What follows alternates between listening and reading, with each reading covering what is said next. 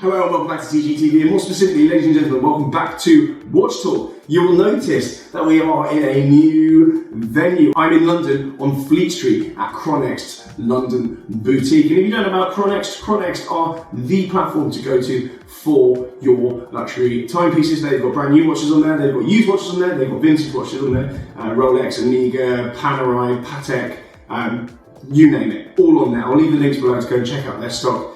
And they'll also buy your watch off you as well. So make sure you go check out those guys. But I'm doing all my watch videos from here, from now on, in their London boutique. And at some point we're going to go around the stock and have a look at what they've got in each time.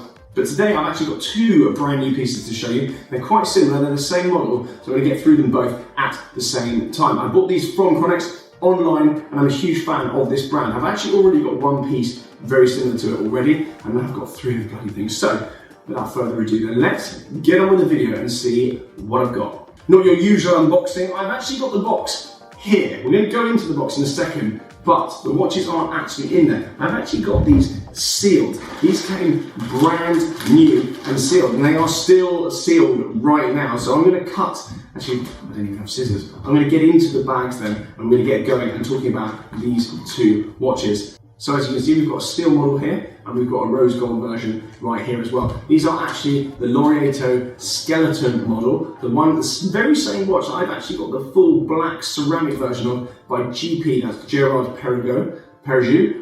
Don't judge my pronunciation there. But I've harped on about this brand. You would have seen me doing lots of stuff with my ceramic Laureato already. Absolutely love the brand, I love what they're doing, and I love the workmanship on the watches. So, this sounds actually really obnoxious, but I was looking online on Chronext and I saw the steel one on there. I scrolled a little bit further and they had the rose one there as well, both sealed, and I thought,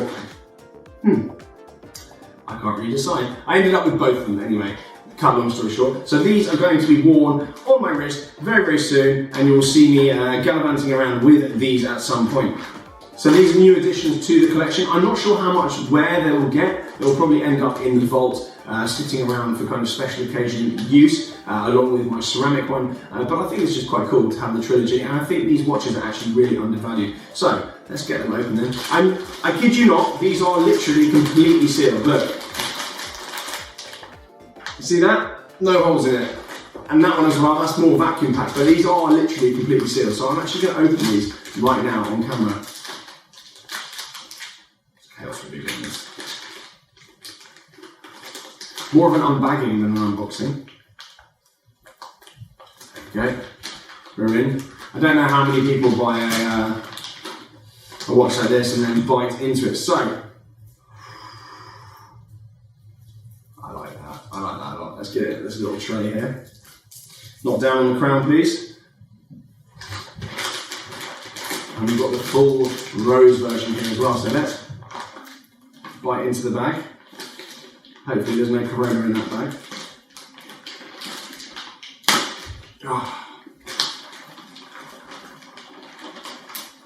Very rare you actually get sealed watches as well. Usually they snip them in the dealership for you. So we've got the full rose version there as well.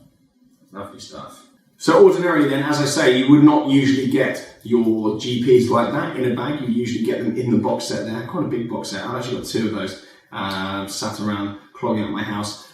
So a little bit of history, and the Laureato actually came out in 1975. And before any of you say it, and I'm sure many of you have already said it in the comments, this is not a rip-off Nautilus or an AP. The Royal Oak and the Nautilus all came out in the 70s around the same time as this. They all came out basically as a trio within a few years of each other. It kind of was a new era of sports watches, and this is kind of the lesser known of the three that kind of came out around that time. They all do look very similar. It looks like a Girard design. It actually isn't. And a GP actually relaunched the Laureato line in 2017 with a load of new models. This is basically my favourite from the collection. It is the skeletonised version of their Laureato. There is a simpler version of the Laureato with no skeleton at all on it. It's a very cool watch. They also do a chronograph version of it as well. They do full gold, they do some on bracelet, some on rubber, some on leather. Loads of different options. In my opinion, this is actually the nicest line that they do. Hence, I've got 3 of them. So this watch actually wears quite small. It's 42 millimeters in diameter. It's 10.8 millimeters slim. So it's actually quite a slim, nice, small fitting watch. It's not bulky. It's not aggressive. It's not your kind of deep seas of the world.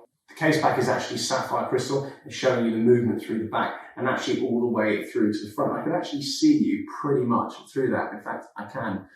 A stupid thing to do, but you can. It's open work movement, obviously, so you can see absolutely everything through there. It's finished amazingly, and that is GP's in-house movement. So the brand, even though they relaunched the Laureato in 2016, 2017 as their sports watch, they've actually been around for 230 years. So this is a proper watch brand. This is not a Johnny-come-lately. These guys have been around in the scene, and they've got their own cult following that's been there for decades and decades. The movement in here then is, of course, in-house. It's a self-winding movement, meaning it's automatic. You've got the rotor on the back there, moves around and basically charges up the watch. And the more you move it, the more charge it has, and that will run for up to 54 hours of power reserve on a full charge.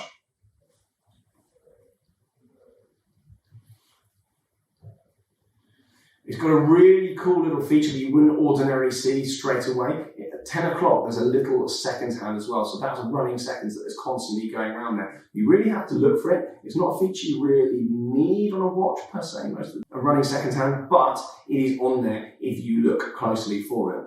And that's quite a nice, cool little feature. Most watches have a big second hand that goes around normally, but this one, you really look at it on there, it is there for you to find. These watches are water resistant to 10 ATM, although a lot of the time I do err away from taking my watches swimming. All it takes is you to kind of knot the crown or not do it up properly. You let a bit of water in there and you've absolutely had it. Has to go back to Switzerland. So they are 10 ATM water resistant, so you can splash around in them, and they are sports watches. But it's not something personally I would probably do.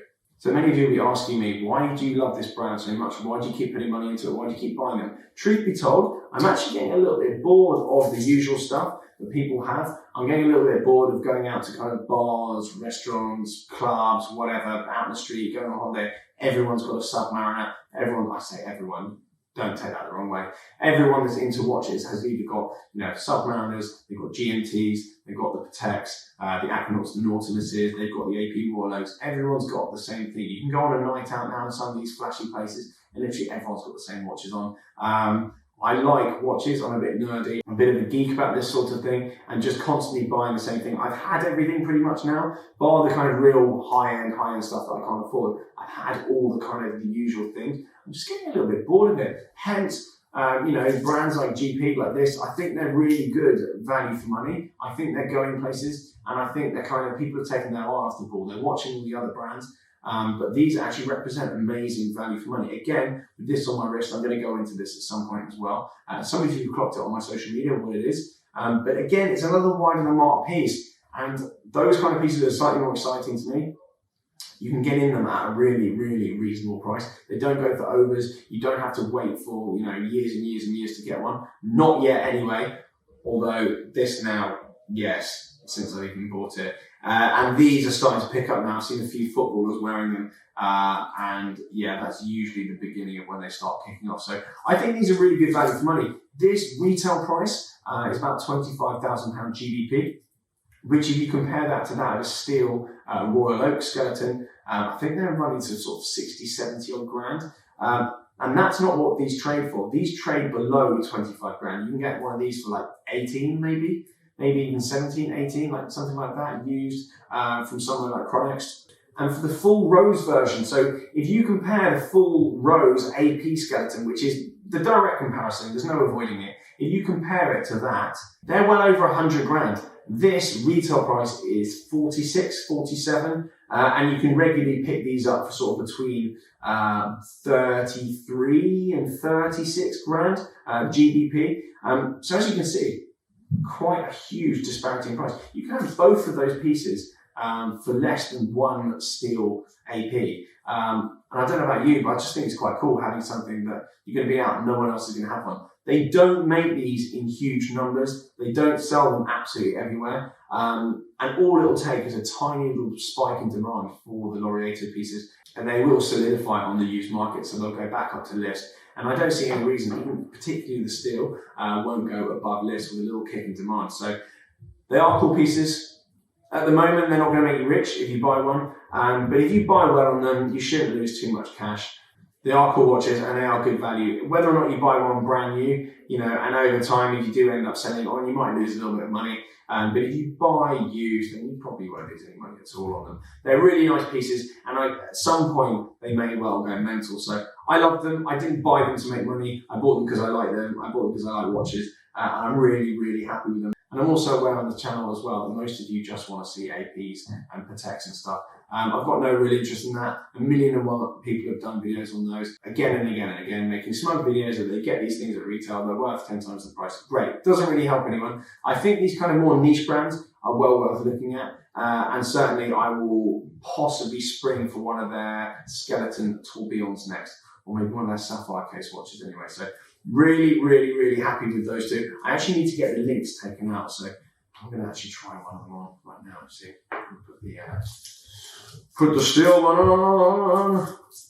There's a triple folding clasp on these as well. Really nice and secure. On the security front as well, I just want to say, I know most of you have probably already got this, but I don't actually really keep any watches with me. I'll have one kind of daily wearer, and then the rest will be in a bank vault. London's got to the point where having these things on your property is just absolutely just a no-go. Well, it is for me anyway. I just don't like having valuables in my house. It's a sad state of affairs and something that I don't really like talking about because it's a bit depressing. But yeah, I do get a lot of questions about that, and some of you have seen on my Instagram story, you go to the vault and whatever, getting pieces out. The time I have most watches actually on me is when I'm making these videos. But yeah, where I saw them was not far from the Chronex dealership, so I thought I'd come in here, have a little sniff around, talk to my man here, see what he's got coming in. Oh, we love that. Lovely stuff. I've got girly wrists, which is all quite embarrassing, but I will be I'll be getting links taken out very shortly. It just sits so nice on the wrist. It's such a comfortable watch to wear. It's got a nice weight to it, but there's not too much weight that it feels a bit silly wearing it. Like, I recently got a deep sea, which I'm going to be doing a video on as well. And that thing, it just weighs you down. You feel like if you fell in a pool of water with it on, ironically, you would actually sink to the bottom and drown with it on your wrist. But this is just, it sits so flush to the wrist.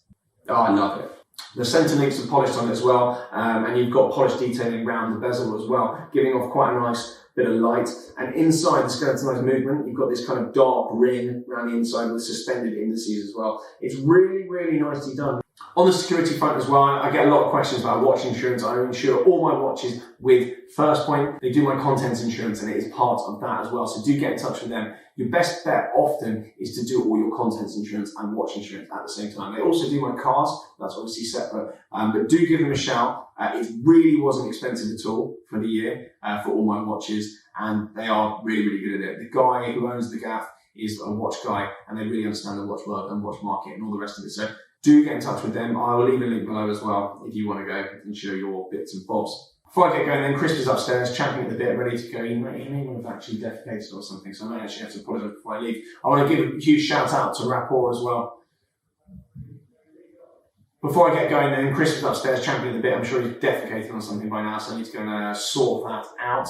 These watches are going to live nicely in my Rapport watch box. Many of you would have seen already my Rapport watch storage bit. I've got a watch roll, a watch winder, and a watch box that I store them all in. Just want to say a huge shout out to Rapport. If you're looking for watch accessories and to store them in a nice way, Rapport really is your best place to go. It's a UK manufacturer, UK business, amazing, amazing, high quality, lovely leatherwork, and they're not too exorbitant price-wise either. Many of you will know that you can't actually store your watches, really. If you've got a collection, you can't store them in the boxes they come in, because that is absolutely huge. That stores one watch in it. It's a complete waste of space. If you've got 10, 15 of them in your kind of watch vault, in your kind of secure offsite unit, you're going to need a huge unit for that. So Rapport, they make all the stuff that I actually store my watches in, and then these go into slightly less secure storage somewhere else, which is quite cool.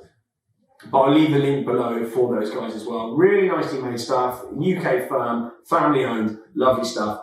Huge fan of their stuff. I obviously didn't bring it with me because I don't know what the point would have been for that. On that note then, thank you very much for watching. Hope you enjoyed the 2 new additions to my collection, the Girard Perregaux Laureato skeleton. Bit of a mouthful there. But yeah, these are the 2 new additions to my watch collection. I'll be wearing these on special occasions, so do keep your eyes peeled for them. Also keep your eyes peeled for a video on this piece here on my wrist. I've just bought a Rolex as well, which I'll go into very soon. So there's going to be a full video on this one. And this is one of my top tips for 2020 and 2021. So do stay tuned for the video on that, because it's a controversial one. And I've got some real good reasoning why this is a watch that you really should be looking at. Anyway, I'm going to be back in a couple of weeks with another watch talk, so stay tuned for that. For now, from Chronext, I'll leave all the links below to go and check out the latest arrivals. Thank you so much for watching. I'll see you all very soon.